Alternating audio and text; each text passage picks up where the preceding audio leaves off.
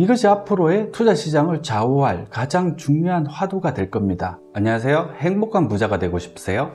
이너프입니다.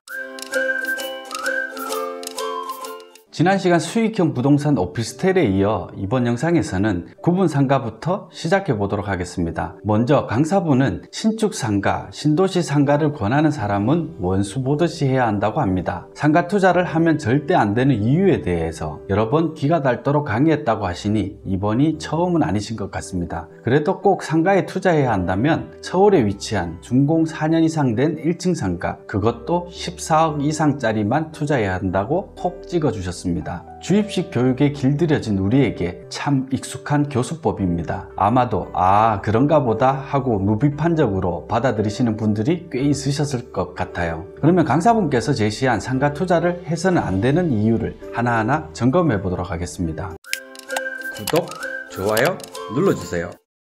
첫째, 신축 상가는 무조건 피해라. 이건 신축 상가의 경우 시행사 입장에서는 분양가를 최대한 높게 책정하기 때문에 수익률이 낮을 수밖에 없다는 문제가 있죠. 어느 정도는 맞는 말입니다. 하지만 무조건 안 된다고 하는 것은 맞지 않아요. 일부 지식산업센터 내 상가의 경우 분양을 받고 싶어도 경쟁이 치열해서 못 받는 경우도 있거든요. 특히 편의점, 커피숍, 부동산 등으로 지정된 상가의 경우 프리미엄이 수억 원씩 붙기도 합니다. 결론적으로 무조건 안 된다가 아니라 합리적인 분양가에 독점적 상권이 확보된 곳으로 한정해서 선택하라고 해야 하지 않을까요? 두 번째, 신도시 상가 투자는 고분양가와 더불어 실제 필요한 상가보다 더 많은 수의 상가가 공급되기 때문에 공실 위험이 높다는 문제가 있습니다. 이것도 마찬가지입니다. 신도시 상가를 고를 때는 입지와 공급량을 꼼꼼히 따져 골라야 승산이 있다고 해야지 무조건 망한다는 좀 아닌 것 같아요. 세 번째, 서울 지역 1층에 14억 이상 되는 상가만 골라라. 이건 무슨 근거에서 나온 말인지는 모르겠습니다. 아무튼 저는 실제로 2014년 초에 사업장이 있던 가산 디지털 단지 내 지식산업센터에 1층 코너 상가에 투자한 경험이 있습니다. 전용 면적 20평 정도 되는 상가였는데 평당 1,700만원, 7억 1,000만원에 매수를 했었죠. 상가에 대해서는 전혀 몰랐던 시절이었고 단순히 수익률이 좋아 보여서 매수했던 것이었습니다. 원래부터 커피숍이 입주해 있었고 보증금 1억 원에 월임대료 400만원을 받았습니다. 지금 기준으로 생각해보면 너무너무 좋은 투자 상품이었던 거죠. 그런데 안타깝게도 오래 가지고 있지는 못했습니다. 2년 정도 지나 2016년 초에 평당 2,100만원, 즉 8억 4천만원에 매도를 했습니다. 커피숍을 운영하던 세입자분께서 가게를 접는다고 하셔서 덜컥 겁이 났기 때문입니다. 나중에서야 깨닫게 된 사실이지만 좋은 입지의 1층 상가는 팔기보다 사기가 더 힘들다는 걸 그때는 몰랐습니다. 지금 생각해보면 많이 아쉽네요. 상가가 무조건 비싸다고 다 좋은 것은 아닙니다. 실질 가치보다 저평가된 곳을 찾아내는 안목이 투자의 기본이지 않나요? 비싼 걸 비싸게 사는 건 누구나 할 수 있는 일입니다. 지금도 구로가산 디지털 단지 지식산업센터 내 상가들의 경우 10억 원 이하로 투자할 수 있는 것들이 꽤 있습니다. 물론 4, 5년 전보다는 많이 올랐고 수익률도 전반적으로 떨어진 건 사실이지만요. 다음은 신축 빌라입니다. 개인적으로 빌라 투자의 경험이 없어 잘은 모르지만 매매 가격 상승, 즉 시세 차익을 목적으로 한 상품을 왜 수익형 부동산의 범주에 포함시켰는지 이유를 모르겠습니다. 수익형 부동산을 주제로 한 영상이니까 그냥 넘어가도록 하겠습니다. 이번에는 제가 잘 알고 있는 지식산업센터입니다. 제가 실제로 서울 디지털 산업단지에서 사업체를 운영하면서 실사용도 하고 임대사업용으로도 많이 투자해본 상품이기 때문에 강사분보다는 확실히 더 잘 알고 있을 것 같습니다. 일전에 따로 영상도 찍어 올렸으니 궁금하신 분은 참조하시면 될 것 같습니다. 강사분께서 말씀하신 요지는 이렇습니다. 과거에는 서울의 역세권에 대규모 단지들이 모여있는 곳, 즉 구로가산, 성수동, 문정동 일대의 지식산업센터 투자는 자산가치의 상승은 물론 월세 수익까지도 얻을 수 있었기 때문에 유망했다고 합니다. 그런데 지금 분양되고 있는 것들은 대부분 경기도 지역의 비역세권들이라 힘들다고 해요. 기승전 미래 없음이 계속 반복되고 있습니다. 여러분, 부동산은 절대로 뉴스나 책만으로 공부하는 것이 아닙니다. 현장이 직접 가서 보고 듣고 느껴야죠. 즉 실제로 투자를 경험해보고 배워야 하는 겁니다. 직접 투자해보지 않고 이론만으로 알고 있는 건 아무 소용이 없어요. 아마 강사님도 지식산업센터는 전혀 투자해본 경험이 없으신 것 같아요. 경기도 지역의 지식산업센터 공급이 많아지고 있다는 건 사실이지만 아직까지 서울에도 개발되지 않은 곳들이 많이 있습니다. 특히 가산 디지털 단지만 해도 여기저기 크레인이 많이 올라가 있어요. 다만 최근 몇 년 동안 지식산업센터의 인기가 높아져서 매매가가 많이 오르고 공급도 한층 늘어난 것은 맞습니다. 따라서 임대 수익률은 다소 하락했지만 아직까지 서울에서 이만한 수익률이 보장되는 상품은 찾기 쉽지 않습니다.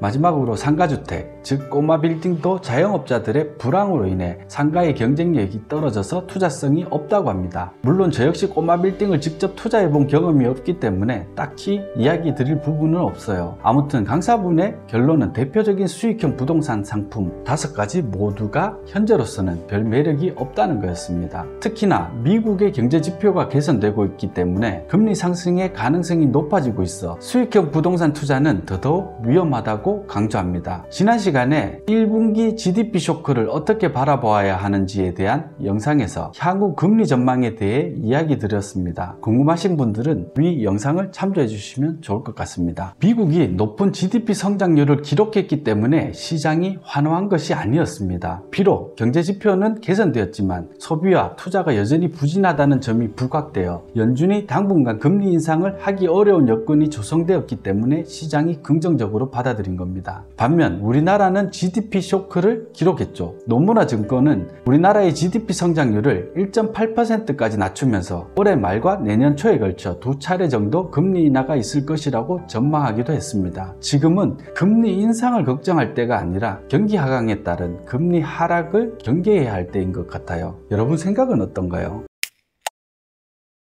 그래서 강사분 결론은 1, 2년 정도 쓸데없는 곳에 투자하지 말고 현금을 잘 가지고 있다가 안정적이고 투자성이 좋은 아파트를 매수하라는 겁니다. 수익형 부동산 이야기를 하다가 결국에는 아파트로 끝이 났네요. 과연 기다렸다가 아파트를 한 채 더 사는 게 정답일까요? 정부는 다주택자들에게 무겁게 세금을 물릴 것이니 투자를 목적으로 주택 구입은 하지 말라고 자꾸 신호를 보내는데 말이죠. 아무튼 중요한 것은 여러분도 아시는 것처럼 서울의 아파트는 절대로 수익형 부동산 상품이 아닙니다. 대부분 임대 수익률이 3%에도 미치지 못하기 때문에 대출이자를 감당하기도 힘든 상황이죠. 결국 시세 차익을 노리는 투자를 할 수밖에 없다는 얘기가 됩니다. 그런데 뭔가 앞뒤가 맞지 않아요. 불과 몇 달 전에 강사분께서 올린 영상의 제목들은 대부분 우리나라 부동산이 일본 부동산 따라간다였거든요. 그런데 좀 기다렸다가 1, 2년 뒤에 아파트를 사라는 건 무슨 뜻일까요? 아무리 생각해도 딱히 이유를 모르겠습니다. 여러분, 폭락론이나 폭등론 모두가 나름의 논리와 이유를 다 가지고 있습니다. 개별적으로는 완전히 다른 이야기지만 하나씩 들으면 전부 고개를 끄덕이게 됩니다. 말도 안 되는 허황된 이야기를 하는 것이 아니거든요. 다만 각각의 주장들이 자기네 입맛에 맞는 내용들로 편집되고 각색되어 제시되었을 뿐입니다. 불과 얼마 전까지 인구 감소 문제가 대두되어 부동산 폭락론이 대세였죠. 그때는 모두가 그걸 믿었고 누구도 의심하지 않았습니다. 그런데 결과는 어떻게 됐나요?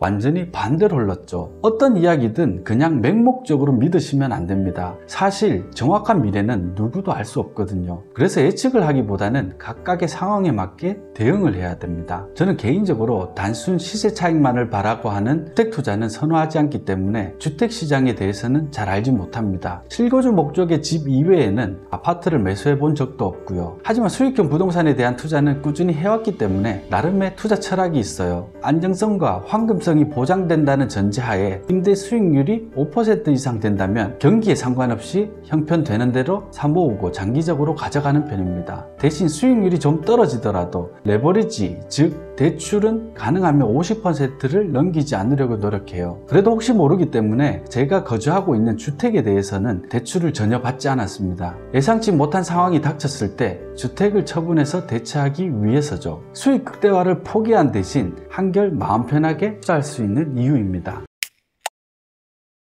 여러분, 시장에 대해서는 지나친 낙관 혹은 비관 모두 해롭습니다. 특히 비관론은 최악의 수를 둘 가능성이 큽니다. 주식은 변동성이 심해서 투자하지 못하고, 부동산은 버블이 터질까 무섭고, 결국 아무것도 못하고 가치가 지속적으로 하락하는 현금만 보유하게 되거든요. 싸워보지도 못하고 패배하는 것과 다르지 않아요. 마지막으로 한 가지만 더 말씀드리고 영상 마무리하겠습니다. 대부분의 전문가들이 수익형 부동산에 접근할 때 대출을 최대한 받아 수익률을 극대화하는 방향으로 계산을 합니다. 그래서 항상 대출금리를 기준으로 투자 시기를 저울질하는 것 같아요. 여러분, 잘 한번 생각해 보세요. 시대가 바뀌고 있습니다.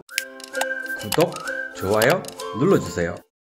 고도성장기 때처럼 극단적인 투자보다는 안정적인 투자가 늘고 있어요. 특히 저성장 고령화 사회가 고착화되고 있는 시점에서 투자 주체로 나선 것은 5, 60대 이상의 고령자들입니다. 이분들은 수익률 극대화보다는 안정성에 더 큰 무게를 둡니다. 그래서 여유 자금만으로 투자하는 분들이 꽤 많아요. 100% 자기 자본만으로 수익형 부동산을 매수하시는 분들도 있고, 레버리지를 이용할 때는 최소한만 일으키는 경우가 많습니다. 이제는 과거처럼 대출금리를 기준으로 투자를 판단하시면 안 됩니다. 제로금리 시대를 앞두고 있는 지금, 은행 이자보다 좀 더 높은 수익률이라는 관점에서 접근하셔야 해요. 이것이 앞으로의 투자 시장을 좌우할 가장 중요한 화두가 될 겁니다. 잊지 마세요. 오늘도 긴 이야기 들어주셔서 감사합니다. 여러분, 행복한 부자 되세요. 고맙습니다.